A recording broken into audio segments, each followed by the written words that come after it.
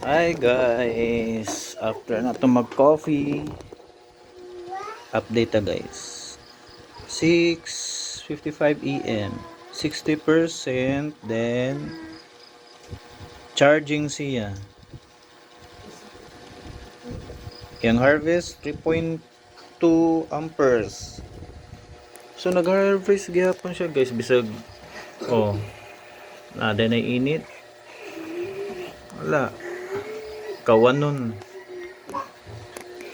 The best jud kayo si kuan. Charging. The best kayo si Elejoy.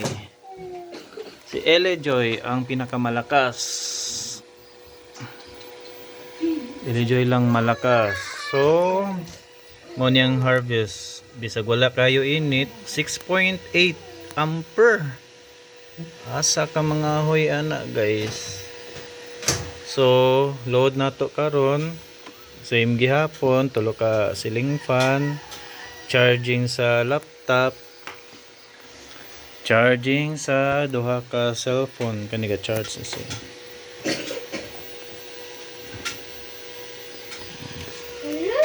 Charging, asa man charging ano? Charging. Basta charging na siya. Then CCTV. So 6:55 to guys. 60%. So tanaw na to pila ka oras ni siya ma-full charge.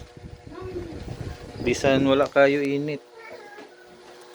Alright. Kung atong pangmalakasang battery si CST 12.8 100 ampere per hour.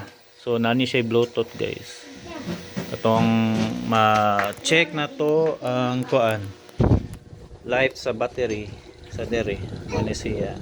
So nani siya kuan single cell niya. Okay kayo guys. Only 40. Okay.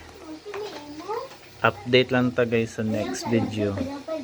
Okay. Alright.